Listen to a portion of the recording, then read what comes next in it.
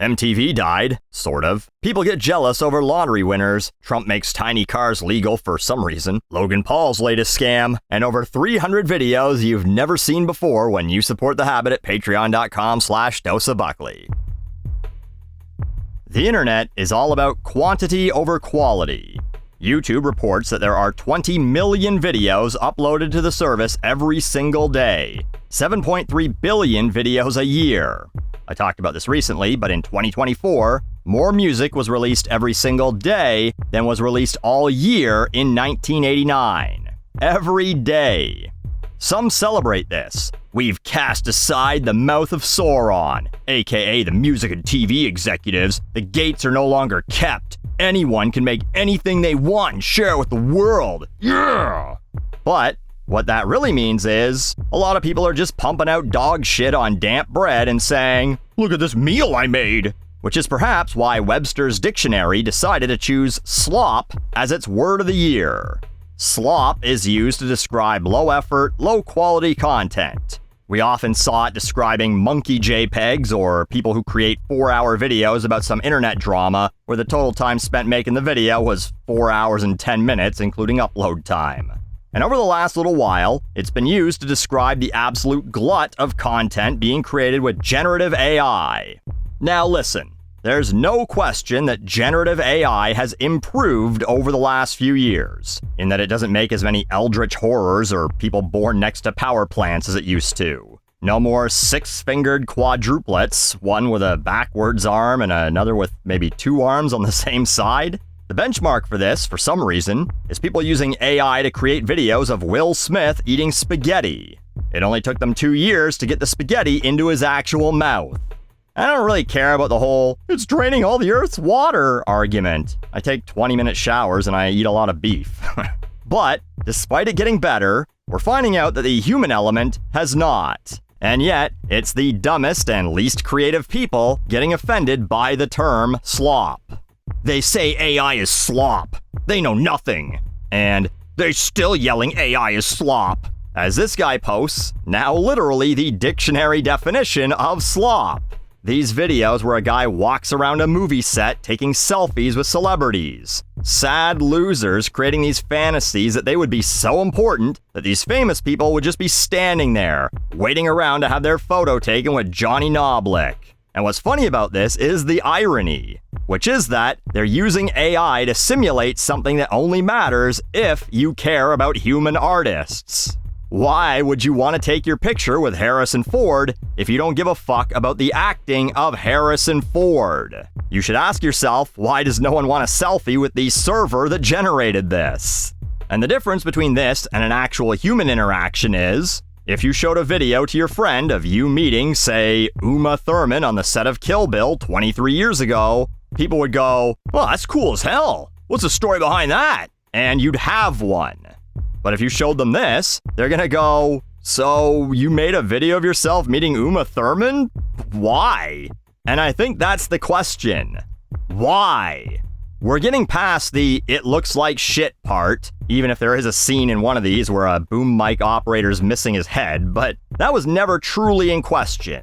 Of course the technology would get better, but it's still in the hands of the least creative people on the planet.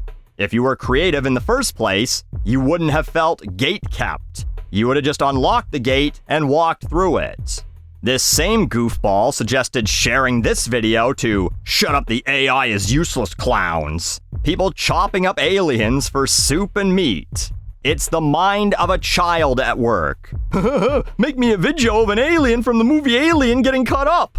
Never mind that alien blood would eat through both the bowl and the table it's being drained onto, but there's nothing creative about this. They're so not creative, they even steal each other's lines. A completely different person says the exact same phrase. "Show this to the AI as useless clowns to shut them up." And it's just a live-action Naruto generated from the original animated version. So it could only exist because actual creative individuals created something in the first place. And then someone went, "Yeah, but like, what if it looked real?"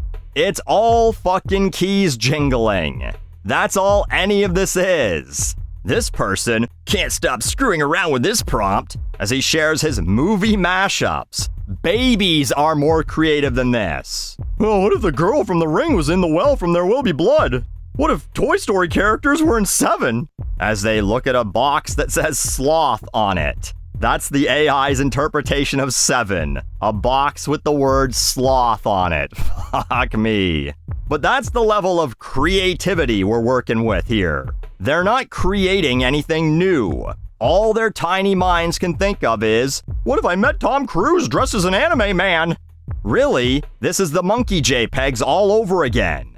Remember when NFT defenders were like, well, NFTs are actually incredibly useful. The monkeys are just a proof of concept, but the real use cases, oh, you'll see, they'll change the world. And they didn't? And NFTs are now worthless?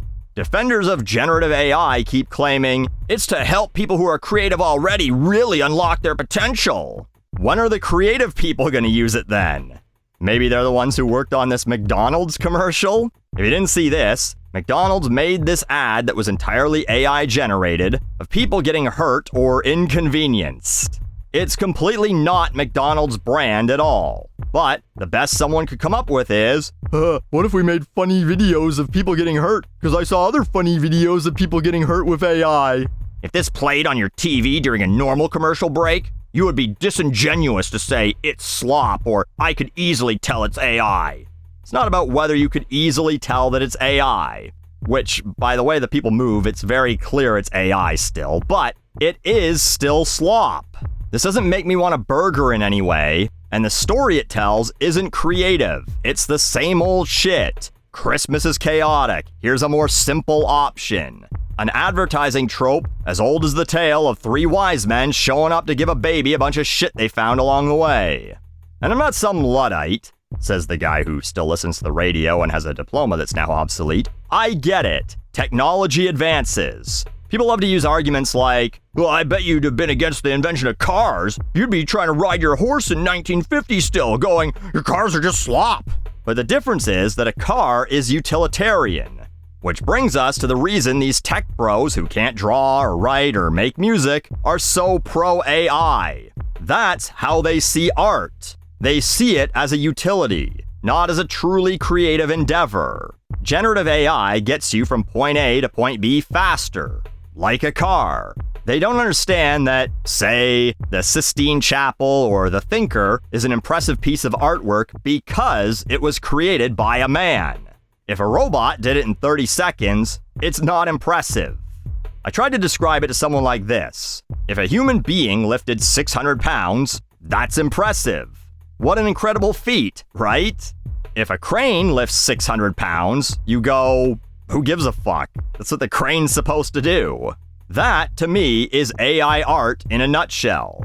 It's people making a crane lift something and then clapping their hands and drooling all over themselves. Weight go up high. Human can't do this. But these people are right that there's no use complaining about it, because it is inevitable. Video game companies are admitting to using it. The makers of Baldur's Gate 3 and Expedition 33, 2023 and 2025's Game of the Year winners respectively, have both come out and said they used generative AI in some capacity. Disney was suing Midjourney, another image generator, but then partnered with OpenAI, giving them $1 billion and saying, yeah, you can dump all our shit into your meat grinder. And they've announced that they'll eventually let Disney Plus users make their own little short videos using their assets. So you'll be able to go, what if Mickey was one of the Incredibles? Still not creative, still just keys jingling.